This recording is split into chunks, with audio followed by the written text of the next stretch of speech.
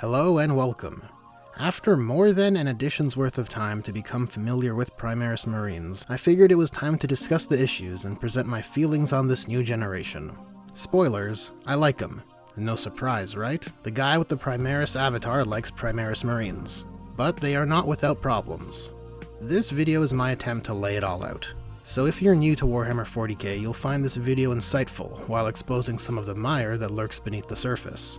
And if you're a longtime fan, it should still remain enjoyable, thought-provoking, and maybe even a little cathartic. So let's talk about it all, from the terrible to the bizarre to the good, in this Primaris Dissection.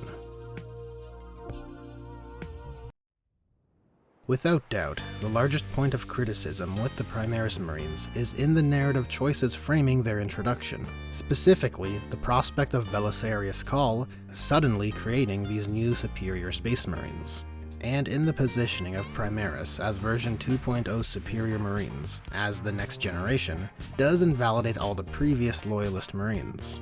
Presented on such a platform comes with its own set of issues, but it's exacerbated by the decision of having a narrative element in place to actively impede Firstborn Marines from being elevated to that new superior standard.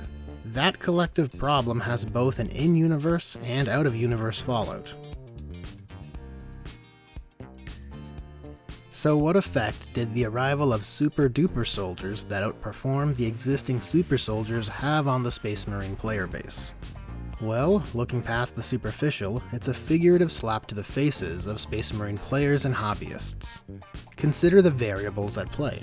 Here we have a player base who have spent their hard-earned cash and expended countless hours of effort to craft their dudes and develop the narrative for their power fantasy super soldier army, only to be told, hey, those guys you made, they aren't that great. What you bought, built, painted, and perhaps even waged campaigns with are now the inferior super soldiers of this super soldier faction. Spelled out in those terms, this problem of making Primaris Marines superior to standard Marines effectively becomes devaluing your customers.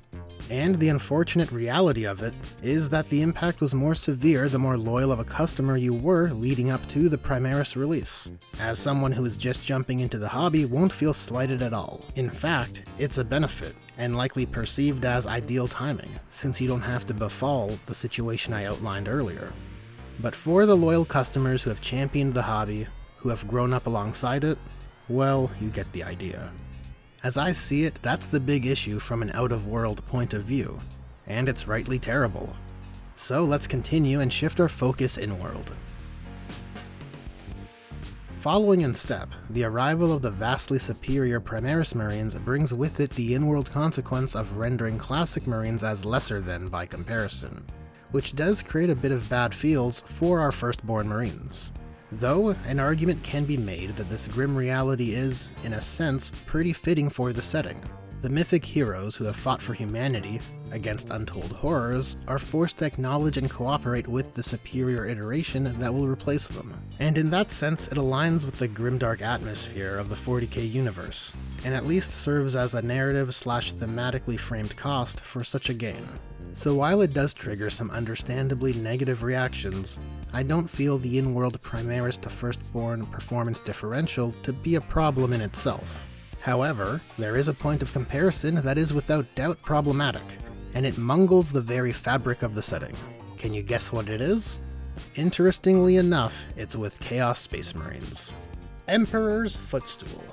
Here I am yet again, a salamander man finding myself having to prop up the heretics. The point here is that now with Primaris in the mix, the rank-and-file good guys are now by design superior to the rank-and-file baddies. It's undoubtedly an absurd, backwards, and terrible standard. I don't know what team of potato people decided that this was the way to position the forces at play. Ugh, I hate it. Do you know what kind of narratives have the heroes systematically superior to the antagonistic forces? If you're unsure, I'll tell you. It's all the shitty ones. And it's sort of where we are now. Here's a story beat from Shroud of Night. My goal here isn't to spoil the plot, but if you're sensitive about this sort of thing, jump to this timecode. It features a squad of Alpha Legion Chaos Space Marines. This particular squad isn't your run-of-the-mill veterans of the Long War. They are the victors of a murder championship on a demon world. Suffice to say, they're big time.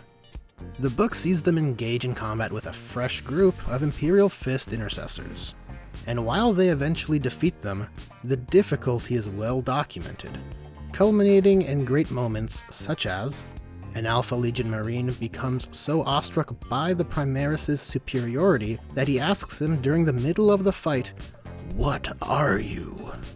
And after the fight is done, an Alpha Legion squadmate states, "I mean, nothing gets up again when Thel shoots it." To which the reply is, "Apparently, Primaris Space Marines do." So here we are, a cream of the crop group of Chaos Space Marines struggle to take down a group of fresh Primaris intercessors. Excuse me while I cringe into another dimension. I'm sorry to be the one to spell this out, but great stories and narratives put their protagonists in opposition to something insurmountable, and through their journey they grow and attain the means to overcome those barriers. And to those in the 40k is a setting, not a story camp, a proper dive into that subject could be a video on its own. But I disagree. Well, at least partially. 40k seems to me to be some hybrid of both serving as a setting and also having a progressive timeline of events performed by characters that have an impact on the world and the beings within it. And even if it were a static setting, that doesn't change the fact that you want to position your factions in such a way so there's no dissonance between how you set out to portray them and how they are perceived. If your intimidating villainous faction are also the underdogs, well, it's paradoxical to say the least. In fact, the only rank-and-file soldiers that are superior to the Imperium's Primaris Marines are also fighting for the Imperium. Forgive them, Emperor, they know not what they do. And with all these component problems defined, we now have the necessary context for what I find to be the root problem. Speaking plainly, there was no inherent need or justification in lore to make an iterative improvement to the Space Marine biology. The narrative event which procked the arrival of the Primaris Marines is essentially Gathering Storm, the resurrection of the Primarch Rabute Guilliman, and the opening of the Great Rift, which splits the galaxy in two, plunging it into chaos. And so naturally, Guilliman, being the apex logistician he is, puts into order a crusade to reunite the worlds of the Imperium. And it's at this point the Ultima founding is revealed, and Guilliman receives the Primaris Marines from Khal, all having already gone through apotheosis and have been waiting in stasis for this very moment. The scale of it is immense, to put it mildly. To give you an idea, here are a few excerpts from Avenging Sun, where the aforementioned scene takes place. Jump to this timecode if you don't want to see these excerpts. After the demonstration of the recently revealed 1,000 Primaris Marines, Guilliman, speaking to Khal, says, "You have given me an army." Khal laughs. "An army? My lord, I have given you legions." After the reveal, Guilliman calculates there to be 24,000 Primaris Marines, and he asks if this is all. Khal then confirms each of his escorting ships is carrying 5,000 more, and he has many times these numbers back on Mars and in other places. And so we have the context for the Primaris' introduction. Within the established circumstance of the setting, what about it requires harder, better, faster, stronger Marines? Well, it doesn't. The prospect of suddenly having thousands upon thousands of power-armored transhuman warriors with improved armaments, battle tanks, walkers, and aircraft doesn't necessitate the need for the Marines themselves to be biologically superior to the existing standard. Hell, with those numbers, even if they were all standard Mark 8 Space Marines, the impact to the beleaguered Imperium still remains jaw-droppingly incredible. So as you can see, there is no need for a superior breed of Marine, and having it does more harm than good. But maybe you want to reimagine and invigorate the face of your IP. So what to do? What to do? How about this? What if Primaris as a term serves as the designation for a new era of Space Marines? Every Space Marine armor mark has a moniker, and what if, for Mark 10, rather than Tacticus, you make it Primaris? Under this paradigm, Primaris doesn't denote a superior build of biology, but instead refers to superior technology through the product of Belisarius Khal's innovation. And from a model line refresh and Ultima founding perspective, everything works just as well, if not better. But if you absolutely have to have Primaris be superior to your firstborn Space Marines, I think it begins with a retcon. A retcon that establishes Chaos Space Marines as always having been bigger and tougher than the Loyalist Firstborn Marines, which then positions the Primaris' introduction to allow the Loyalist Space Marine forces to now fight from a more level position. In the brighter timeline where this exists, our Firstborn heroes would be respected and venerated, with supported mechanics that leverage their honed experience, and of course function in the troops role, since they need to educate the next generation. Positioning the Primaris in such a way respects both the Firstborn Marines in-world, as well as their players. So, on the off chance that this video makes its way to GW, while the introduction of Primaris Marines has been incredibly profitable, the clumsiness of its execution has not been without consequence. I know that it's confusing. As we've covered up to this point, just because something is successful doesn't mean it's a perfect 10 out of 10 and a job well done. So in the future, try not to alienate your existing customers. You know, those that serve as the foundation you wish to build your future successes upon, for the prospect of gaining new ones. On to the good.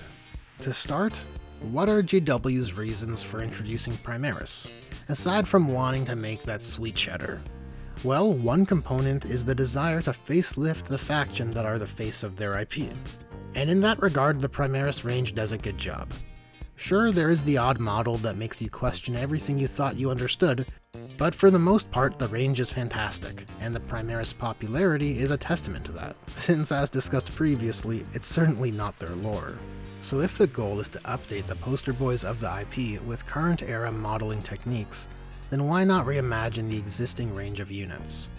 I suspect this is because another goal of the Primaris range is to streamline how the faction functions and plays. Since they are the poster boys, and likely what young hobbyists will gravitate to, it makes sense for them to operate within a more confined scope. A simple example is to just compare the war gear options between a tactical and intercessor squad, and it's pretty obvious the intercessors have a more concise scope of options. What is probably the most significant positive impact of the Primaris rollout is the Ultima Founding, as it facilitates the homebrew creation of successor chapters from whichever progenitor you like. For those unfamiliar, Space Marine foundings exist in the lore as a point for which you to create your own homebrew chapter, and define when in the timeline they were founded. Though the rub of it was that in lore, canon dictated that the vast majority of chapters which are founded were all either Imperial Fists or Ultramarines, and to be otherwise was a rarity. And in some cases, like with the Salamanders, they didn't have any successor chapters at all. To remedy this, Belisarius Cawl built the Ultima Founding from the original genetic material from the Emperor's work with the Primarchs, and it opens up all the options as far as what chapter yours is a successor of. And sure, it's ultimately your dudes, and your Warhammer, so you could have and do whatever you want. But my sensibilities are such that I prefer for my homebrew to be like a gear that can nicely slide into the working machine that is the setting, without having to be a special snowflake or exception to the norm. So yeah, the Ultima Founding is great, as it canonically provides groundwork for more diverse world building, homebrew, and is also in alignment with the tabletop. And lastly, and probably my favorite aspect of the good the Primaris brought with them, is that their aesthetic and their template designs for vehicles serves to put more distance between the Loyalist Space Marines and their heretical cousins. For some time, the Chaos Space Marine range's aesthetic has been to take the Loyalist vehicles and sort of just slap on some spikes.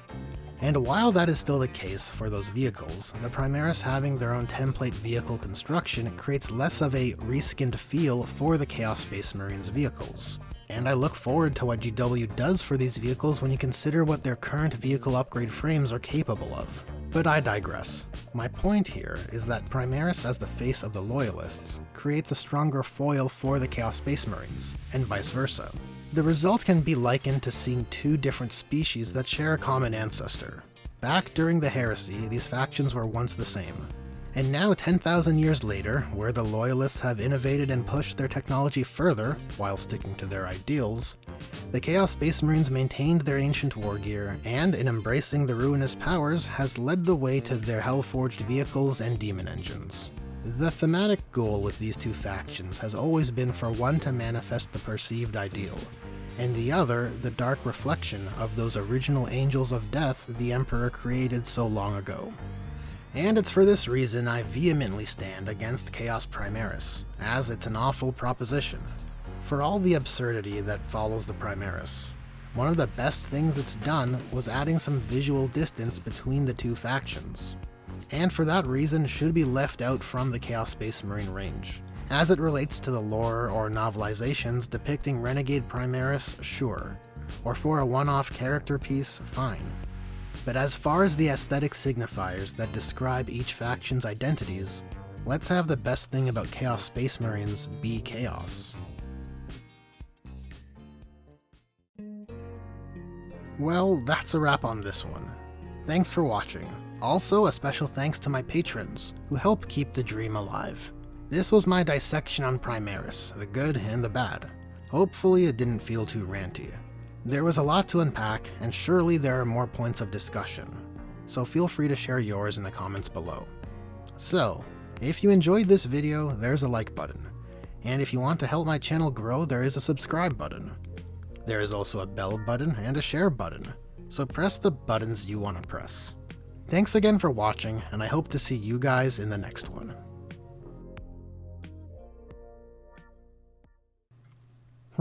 What's this? All Marines are getting 2 wounds.